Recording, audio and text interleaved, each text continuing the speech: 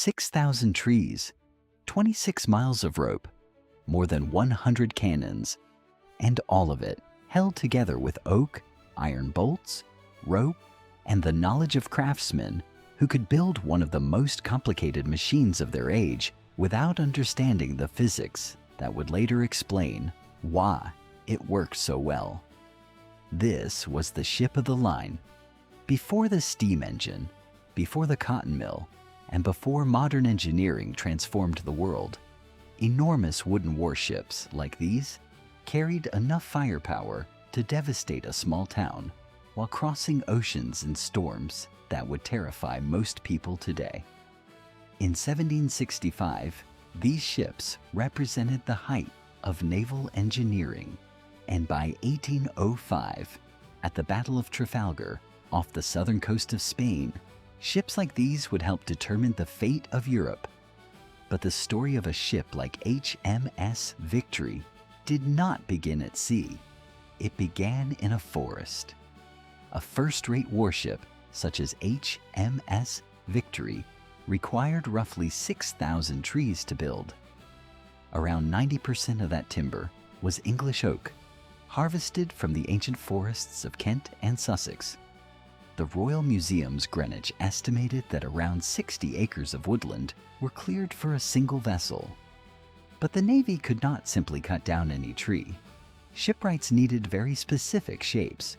Straight trunks were needed for planking. Large forked branches were even more valuable because their natural Y-shaped curves could become the structural knees that connected the deck beams to the hull. The grain of the wood had to follow the curve. If the shipwright tried to force a straight piece of timber into the wrong shape, cutting across the natural grain could destroy its strength. Finding the right trees was therefore an entire profession. Timber surveyors searched royal forests for trees with exactly the qualities shipbuilders needed. A gently curved trunk could become a bow timber. A wide fork at the right angle could become a knee or a crutch. Even a small difference in the shape could make a piece useless. Some of the oaks eventually used in Victory were more than 100 years old when they were harvested. That meant the construction of a warship could depend on trees that had been growing for generations. But by the late 1700s, England was running out of suitable timber. The forests of Kent and Sussex had already been heavily used. The Navy began importing hardwood from the Baltic states and massed timber from New England. Trees were being transported across the Atlantic simply to supply the growing demand for warships. After the trees were cut, another long process began. The timber had to season. Fresh wood could warp, crack, and rot. The Navy wanted oak to dry slowly over several years, stacked in yards where air could circulate around it. HMS Victory benefited from an unusual accident of history. Her keel was laid at Chatham Dockyard in 1759 during the 7 Years' War, but peace arrived before the ship was completed. Because the Navy no longer needed her immediately, her unfinished frame remained exposed to wind, rain, and sunlight for 3 years. When construction resumed, the timber had seasoned extremely well. That extra time helped produce wood that was harder and more stable, and even the keel required a special kind of timber. Victory's keel was made from elm. 7 mature elm trunks were joined together using massive overlapping joints called scarfs and secured with copper fastenings. Elm was valuable because it resisted splitting when submerged and could withstand the constant pressure of water.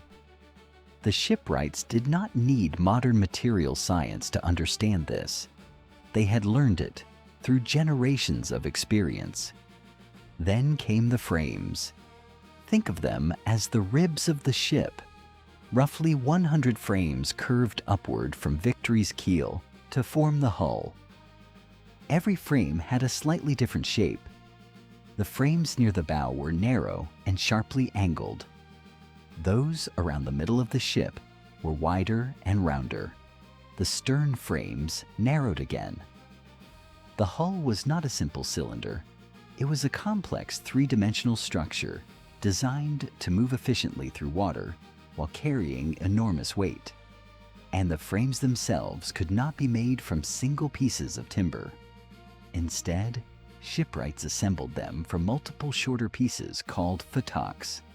These pieces overlapped one another and were fastened together with iron or copper. Much of the knowledge required for this work existed in the minds of experienced craftsmen.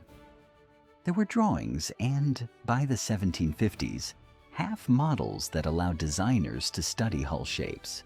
But transforming those designs into full-sized components was still done by hand. In the mold loft, shipwrights drew the full-size shapes of the hull directly onto enormous floors. These rooms could be more than 100 feet long. Long wooden battens, iron nails, and chalk were used to create the precise outlines of each frame. Thin wooden templates were then made from. This was what transformed the ship of the line from a giant sailing vessel into a floating artillery platform. A first-rate warship could carry more than 100 cannons.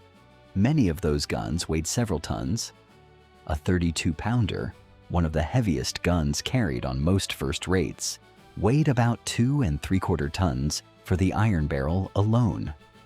With the wooden carriage included, the complete weapon could reach roughly 3.5 tons. 14 men were needed to operate a single gun. First, the crew swabbed the barrel with a wet sponge to eliminate any remaining sparks. Then, they loaded the gunpowder. Next came the iron shot. Then a wad to hold everything in position. The crew pulled the massive cannon forward using ropes and blocks until the muzzle extended through the gun port. The gun captain adjusted the aim with wooden wedges beneath the breech. Then he pulled the lanyard. The cannon fired. The recoil sent the entire 3.5-ton weapon backward across the deck at roughly 6 feet per second. But thick ropes called breaching lines were attached to the ship's structure. They caught the recoiling cannon and prevented it from smashing through the opposite side of the vessel. A highly trained Royal Navy crew could repeat this entire process in about 90 seconds. French and Spanish crews generally required 2 to 3 minutes.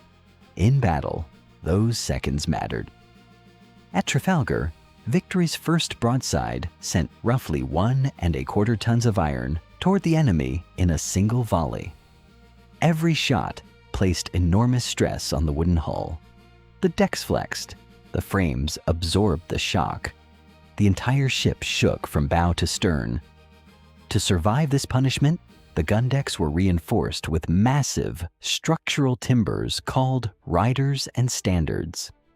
The deck beams themselves could weigh close to 3/4 of a ton, and the enormous oak knees connected the beams to the hull frames.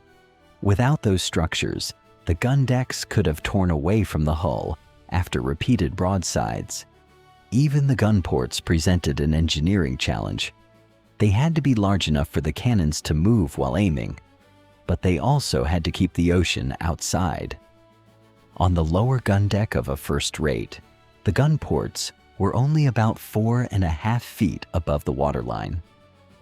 During rough seas, the lower guns could not always be used. Opening those ports could allow waves to flood the deck. Each gun port, therefore, had a hinged wooden lid sealed with tar and oakum. Knowing when to open those ports could become a matter of survival. Above the gun decks stood another engineering achievement: the masts. On HMS Victory, the mainmast rose approximately 205 feet above the waterline. That was roughly the height of a 20-story building, and it was made almost entirely from wood. But no single tree in Europe was large enough to create such a mast. So, the shipbuilders created what was known as a made mast, or composite mast. Multiple pine timbers were assembled together. Some of the wood came from the Baltic and New England. The pieces were interlocked, bolted, and reinforced with iron bands. Heavy rope was then wrapped around the structure in a process called wooding. The result was a giant wooden mast strong enough to support the sails while still being able to flex with the ship's movement. The lower mast alone could be more than 100 feet long and more than 3 feet in diameter at its thickest point. The rigging was another engineering system entirely. Victory carried more than 26 miles of rope. Her largest anchor cables measured about 19 inches around. The standing rigging held the masts upright. The running rigging controlled the sails. Together, the system contained more than 1,000 individually named lines. Each line had its own function. An experienced sailor was expected to identify the correct line even by touch, sometimes in complete darkness. At night, sailors could work high above the deck without lanterns because a bright light would ruin their night vision and make it harder to see hazards. They climbed dozens of feet above the deck, standing on foot ropes with nothing beneath them except the ocean. The sails themselves covered nearly 4 acres. There were 37 individual sails. When the order came to set full sail, more than 120 men could climb into the rigging and spread across the yards. A well-trained crew could bring the ship under full sail in approximately 6 minutes. But the work was extremely dangerous. A sailor who lost his balance high in the rigging could fall directly into the sea. And such accidents happened often enough to be a serious danger of naval life.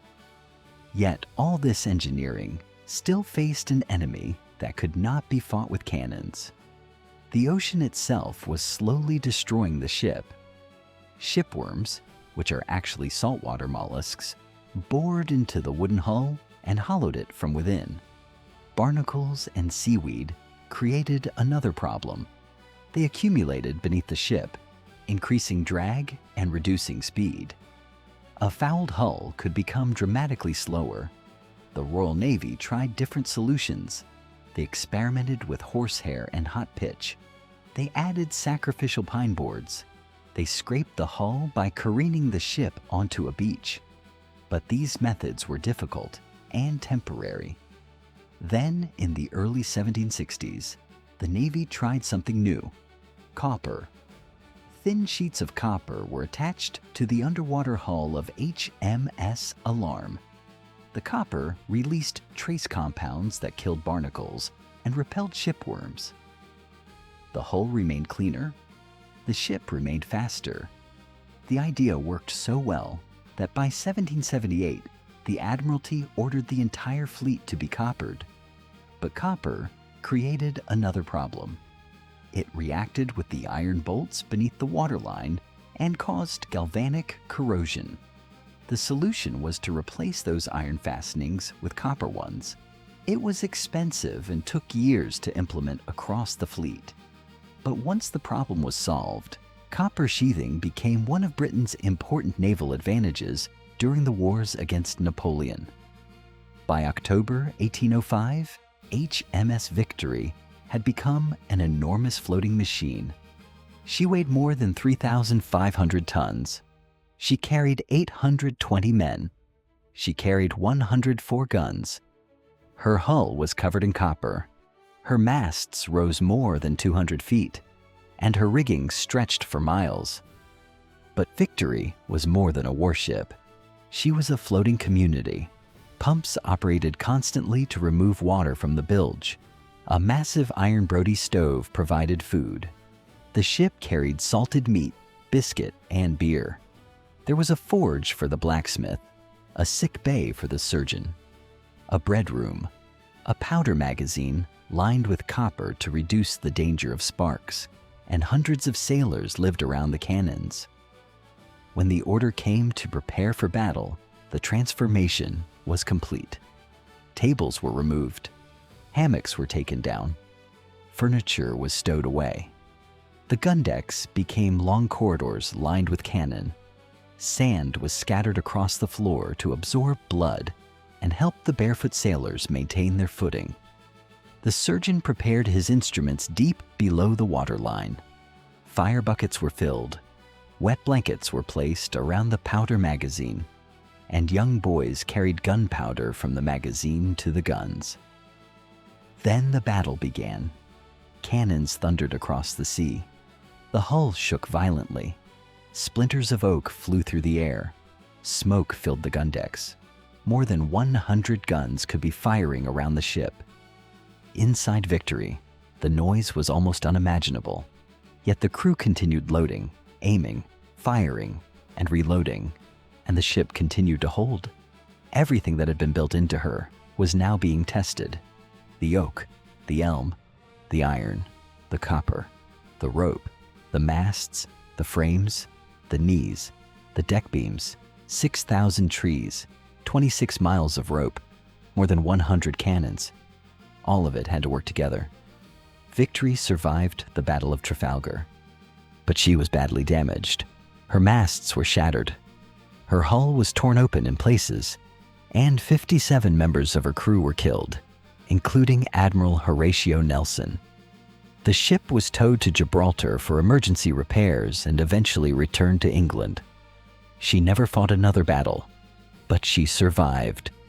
Today, HMS Victory remains in Portsmouth. She is the oldest commissioned warship in the world. Visitors can walk across her gun decks and stand in the same place where Nelson fell. And then there was the cost. When Victory was completed, the bill reached £63,176. Adjusted to today's money, that would be more than £50 million. And Victory was only one ship. At its height, the Royal Navy maintained hundreds of ships of the line. Each one required enormous quantities of timber, labor, copper, rope, canvas, iron, and gunpowder. Together, this became one of the greatest sustained engineering efforts before the age of railways. But perhaps the most astonishing part is how these ships were created. The craftsmen who built them did not have modern engineering textbooks. They did not have modern equations for calculating stress loads. They did not understand hydrodynamics in the way engineers do today. Instead, they relied on experience. They selected oak by examining its grain. They chose trees according to their natural shapes